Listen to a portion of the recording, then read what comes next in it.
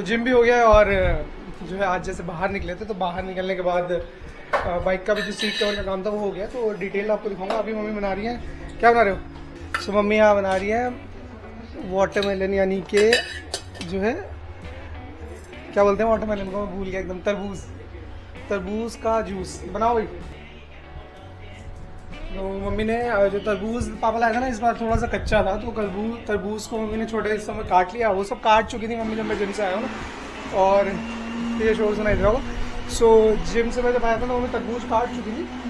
तरबूज काटा, उसमें थोड़ी चीनी डाली है और पानी, और चला रही है। जो मैं देखता हूँ रिकॉर्ड करते हैं उसको।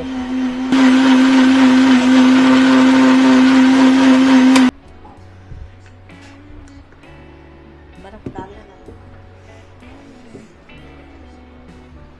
बहुत बढ़िया। सो एकदम रिफ्रेशिंग है। ये रहा मेरा जूस। देखिए इसके अंदर सारे जो इसके फाइबर्स जो है ना, मतलब जो बॉडी है फ्रूट की वो पूरी है इसके अंदर। अगर इसको स्ट्रेन आउट कर देते तो सारी बॉडी ही खत्म हो जाती है ना, फिर मज़ा नहीं आता। सो दैट्स वाई मम्मी बर्फ़ डाल रही है। मैं अभी डलवा लेता हूँ बर्फ़, है ना। बर्फ़ डलवा लेते हैं, बढ़िया रहेगा। This one is really nice. So मैं इसको करता हूँ इन्जॉय और उसके बाद आप लोगों से मिलता हूँ। सो ये एक्चुअली बहुत ही सही हो रहा है, बहुत बहुत ज़्यादा सही है। एक्चुअली मैंने कुछ ऐसे ब्लॉग्स देख रहा हूँ जो पहाड़ी लोग हैं, तो मुझे आदत हो गई है मतलब पहाड़ी लैंग्वेज बोलने की कि बहुत सही हो रहे हैं, जबकि मैं ऐसे जनरली नहीं बोला करता था। बट कहीं ना कहीं मेरे सबकॉन्शियस माइंड में बैठ गया है वो कि बहुत सही हो रहा है। सो बहुत टेस्टी लग रहा है। So I just enjoy this. Cheers. अब डिसाइड हुआ है कि इस पनीर के साथ हम बनाएंगे कढ़ाई पनीर। तो मैं तैयार करता हूँ कढ़ाई पनीर की, बनाता हूँ कढ़ाई पनीर बढ़िया सा। और पूरा एक प्रॉपर मैं कुकरी वीडियो नहीं रिकॉर्ड करूँगा बिकॉज ये ब्लॉग है, ये कोई कुकरी चैनल नहीं। बट अगर आप देखना चाहते हैं पूरी कढ़ाई पनीर की रेसिपी तो वो अपने वीडियोज़ में है, पुराना जब शुरू शुरू में हमने चैनल शुरू किया था। सो वीडियो क्वालिटी भी थोड़ी ऐसी है, लेकिन आप देख सकते हैं। लिंक में है कहीं आई बटन डाल दूँगा। और अभी शुरुआत करते हैं कढ़ाई पनीर की।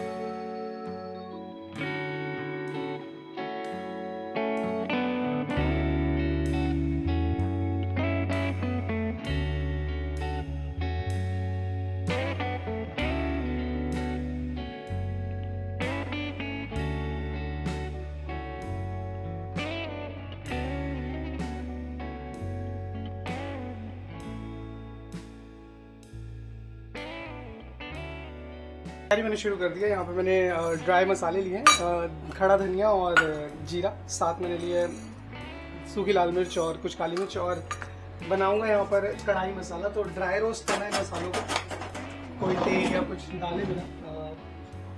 मेरा स्पैचुला कहाँ है?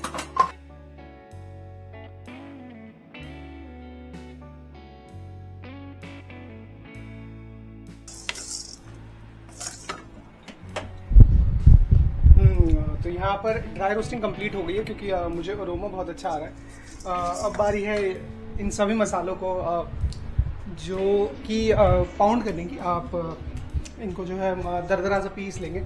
सो आप चाहें तो इसको कूट सकते हैं, लाइक जो हमारे पुराना तरह का वो होता है, क्या बोलते हैं उसको, ओखली टाइप्स। लेकिन अब अगर हमारे पास टेक्नोलॉजी है तो करते हैं टेक्नोलॉजी का इस्तेमाल।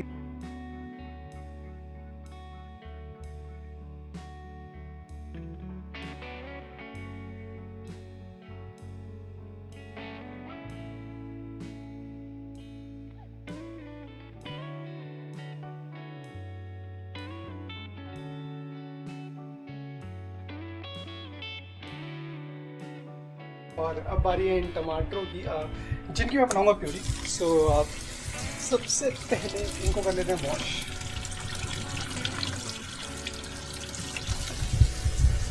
तो ये टमाटर तैयार है प्यूरी बनने के लिए। और इसकी प्यूरी बनाऊंगा मैं। मम्मी के पास ना एक हैंड हेल्ड चॉपर है। सो उसको यूज़ करती है mummy generally.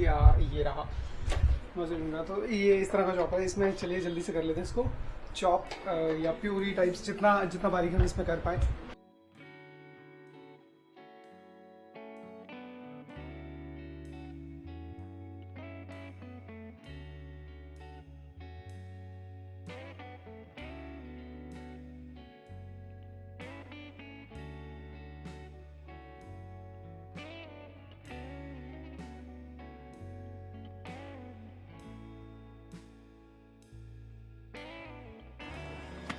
Nothing should go waste.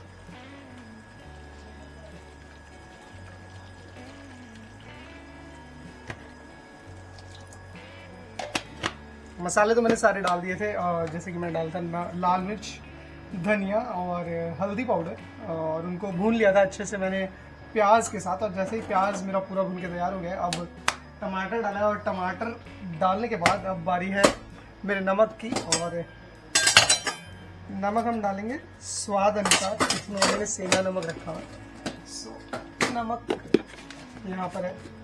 सो नमक जाएगा इसमें स्वाद अनुसार, जो टमाटरों को अच्छी तरह से पकने में करेगा हेल्प। तो नमक भी चला गया हमारा, और ग्रेवी भी हमने रख दी। अब मीडियम टू लो फ्लेम में, या मतलब मीडियम टू लो या लो टू मीडियम जैसे भी कहते हैं, उसमें हम मसाले को एक बार फिर से बढ़िया से भून लेंगे, जब तक कि ऑयल अलग नहीं हो जाता और टमाटर पूरी तरह से नहीं पक जाते। सो इसे ढक के पकते हो गया थोड़ा सा टाइम। और अब जो अपना एक कढ़ाई मसाला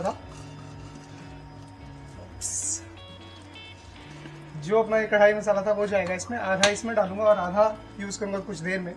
so look at the goodness.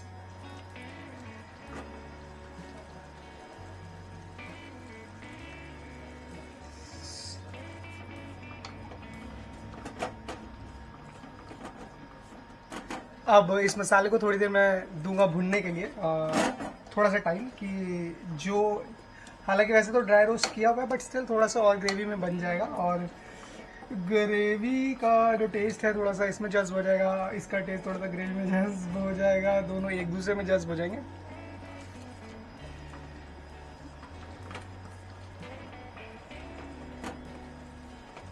सो अभी टाइम है to give it a taste. और सो थोड़ा सा नमक मसाले चेक कर लेता हूँ।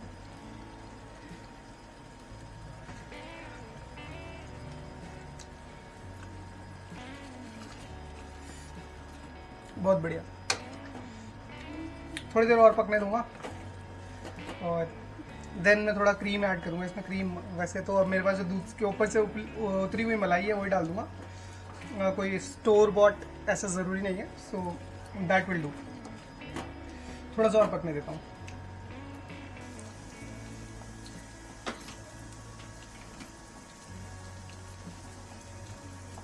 अब मैं डाइस्ड प्याज है मेरे वो, और शिमला मिर्च, इनको सौते कर रहा हूँ।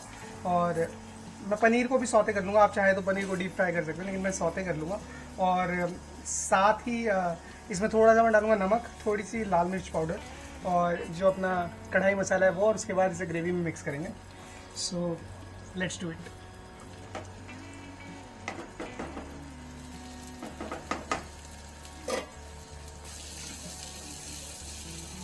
सो अब ये मामला है जाएगा ग्रेवी में, और उसके बाद मैं इसी में पनीर थोड़ा सा जो है क्या बोलते हैं उसको, सौते कर लूँगा, और फिर ऐड करूँगा ग्रेवी में। सो ग्रेवी भी धीरे धीरे पक रही है।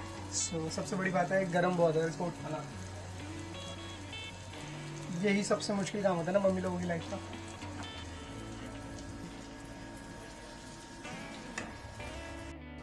अब ग्रेवी ऑलमोस्ट रेडी है। जो शिमला मिर्च और प्याज है उनका भी टेस्ट बढ़िया से आ गया है ग्रेवी के अंदर। टेस्ट मैं कर लेता हूँ। सो बहुत बढ़िया। अब क्या है, अब डालनी है मलाई, लेकिन मलाई डालने से पहले मैं गैस बंद कर लूँगा ताकि मलाई इसमें जाकर फटे ना।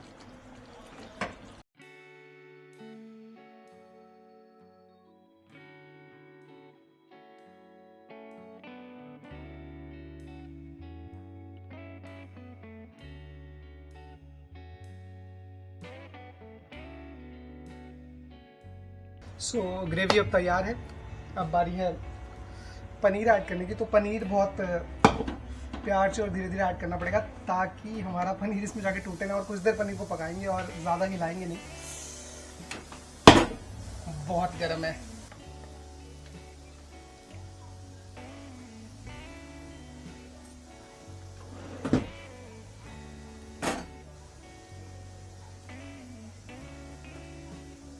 तो अब जो कढ़ाई पनीर है वो ऑलमोस्ट मेरा रेडी है। ये देखिए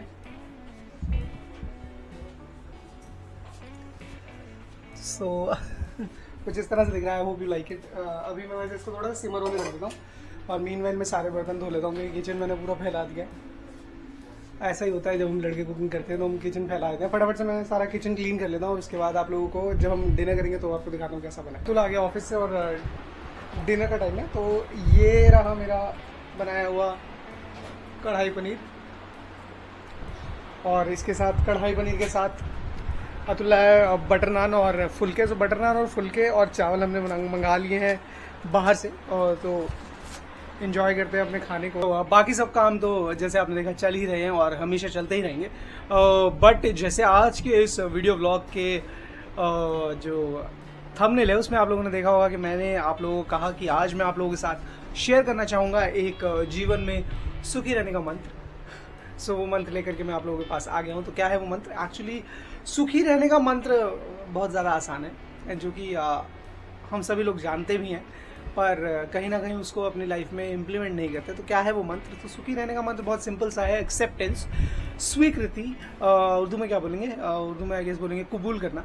सो जो भी स्थिति हमारी लाइफ में होती है, जो भी सिचुएशंस हमारी लाइफ में होती है, हमें उन्हें जो एक्सेप्ट करना चाहिए, स्वीकृति देनी चाहिए। क्योंकि अननेसेसरली हमारी किसी चीज़ को स्वीकृति ना देने से या हमारा किसी चीज़ को ना मानने से वो चीज़ तो नहीं बदलती, बट हम लोग खुद को एक जो है एक ऐसे मतलब कह सकते हैं कि ऐसे जोन में ले जाते हैं जहाँ पर हम सोचते रहते हैं कि ऐसा होना चाहिए और ऐसा ही होगा, और जब उस तरह से नहीं होता, जो कि हमें पता भी होता है कि नहीं होगा, तो फिर एक जो है बिना ही बात का, बिना ही कारण का दुख हम खुद को दे देते हैं। तो मैं यही कहूँगा कि अगर लाइफ में किसी भी फेज़ में अगर आप खुश रहना चाहते हैं, अपने परिवार के साथ, अपने दोस्तों के साथ, अपने सामान के साथ, चीज़ों से भी हमें लगाव होता है, तो हमें स्वीकृति देनी चाहिए कि हाँ जो चीज़ हो रही है बिल्कुल सही हो रही है। बिकॉज हमारे जो प्लान्स होते हैं वो बहुत छोटे होते हैं, हम बहुत छोटे छोटे स्पैन्स के लिए प्लान करते हैं, लेकिन जब ईश्वर हमारे लिए कोई प्लान बनाता है तो वो बहुत लंबे जो है स्पैन के लिए हमारे वो प्लान्स बनाता है। सो ईश्वर में हमेशा विश्वास रखें और स्वीकृति दें। बिकॉज कई बार हम जो है कोशिश करते हैं कि चीज़ें उस तरह से हो जिस तरह से हम चाहते हैं, और जब वो चीज़ें नहीं होती तो हमें दुख होता है।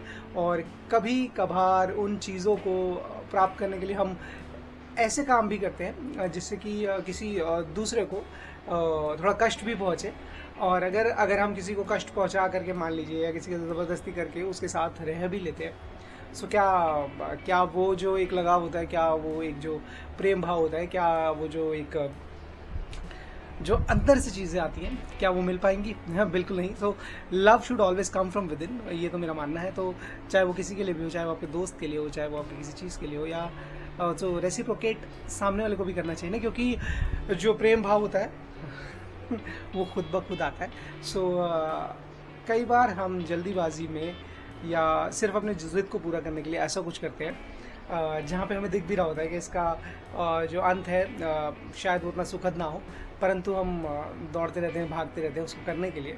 सो अगर हम वो ना करके सिर्फ ये स्वीकार कर लें कि शायद वो चीज़ हमारे लिए है ही नहीं, और अगर उस एक्सेप्टेंस को हम एक्सेप्ट कर लें सो मेरा ये मानना है कि हमारा जीवन ज़्यादा सुखद हो जाएगा। बिकॉज़ जो एक कह सकते हैं कि अनवांटेड सी चीज़ है, या मतलब एक डिज़ायर है आपका जिसके पीछे आप भाग रहे हैं, जो कि पूरा नहीं हो रहा, जो कि शायद आपके लिए है नहीं, अगर आप उस चीज़ को स्वीकार करें और उसे छोड़ दें और अपने जीवन को कहीं और लगाएं, कुछ और फ्रूटफुल करने में, सो मे बी आप कुछ ज़्यादा अच्छा कर सकें अपने लिए, अपने परिवार के लिए। और सबसे इम्पॉर्टेंट ये है कि अगर हमें एक्चुअली खुश रहना है तो हमें ये देखना होगा कि क्या चीज़ हमें खुशी देती है, और हमारी खुशी कभी भी किसी और पे डिपेंडेंट नहीं होनी चाहिए। हमारी खुशी हमेशा हमसे जुड़ी होनी चाहिए। हमें देख करके किसी और को खुशी मिले तो बहुत अच्छा है, बट अगर हमारी खुशी किसी और पे डिपेंड होने लगी कि अगर वो इंसान मुझे खुशी देगा तो ही मैं खुश होऊंगा, तो दोस्त फिर हम अपने लिए कुछ अच्छा नहीं करते। हमें अपने लिए अच्छा करने के लिए हमें खुद को खुश करना होगा, और आई गेस यही है जो मैं यहाँ बात करना चाह रहा था। तो एक्सेप्ट करें चीज़ें, हमें एक्सेप्ट करनी चाहिए, स्वीकृति देनी चाहिए उन सब चीज़ों को, और हमेशा जीवन में खुश रहना चाहिए। बिकॉज अननेसेसरली परछाइयों के पीछे भाग करके कभी किसी को कुछ नहीं मिलता, तो हमें भी नहीं भागना चाहिए, और बढ़िया खुश रहें, खाएं पिए, मस्त रहें, अपने आप को टाइम दें। बिकॉज अगर अगर कोई ऐसा मतलब अगर लाइफ में मान लीजिए हम किसी के सामने बिल्कुल अपने आप को गिरा देते हैं तो उससे हम उसको पा नहीं सकते इंसान को, क्योंकि सेल्फ रिस्पेक्ट सबसे बड़ी चीज़ होती है। और जिस इंसान के लिए अगर हमने अपने सेल्फ रिस्पेक्ट गिरा दी तो हम उसकी रिस्पेक्ट कैसे करेंगे जब हम अपनी खुद की रिस्पेक्ट नहीं कर सकते। तो सबसे पहले खुद की रिस्पेक्ट करें। और लाइफ में हमें कई बार कड़वे डिसीजंस लेने होते हैं, कई बार कठिन डिसीजंस लेने होते हैं, बट वो हमारे लिए अच्छे होते हैं। जैसे कि डॉक्टर की दी हुई कड़वी दवाई हमें रोगों से मुक्त करती है, उसी तरह हमारे द्वारा लिए गए कुछ कड़वे या कठिन डिसीजंस हमारी लाइफ को भी जो है बेहतर कर देते हैं, अच्छा कर देते हैं। सो आई जस्ट वांटेड टू से दिस। सो चलिए जी, अगर आप लोगों को मेरी ये जो भी मैंने बातचीत आप लोगों से करी, जो भी एक जो फंडा मैं अपनी लाइफ में अप्लाई करता हूँ वो मैंने आप लोगों को बताया। अगर आप लोगों को उसमें से कुछ भी लगा हो कि फ्रूटफुल है, कुछ भी लगा हो कि हाँ आप उससे रिलेट कर सकते हैं या आप उसको लाइफ में इम्प्लीमेंट कर सकते हैं, तो आप हमें एक थम्स अप दे सकते हैं। अगर फर्स्ट टाइम विजिटर है, you can consider subscribing to our channel. हम आप लोगों के लिए लेकर आ रहे हैं रोज़ एक व्लॉग। अभी फ़िलहाल के लिए मैं यहाँ पर लेता हूँ आप लोगों से विदा, मिलता हूँ आप लोगों से अगले वीडियो में। तब तक के लिए अपना ध्यान रखें, take care of yourself, bye bye, good night.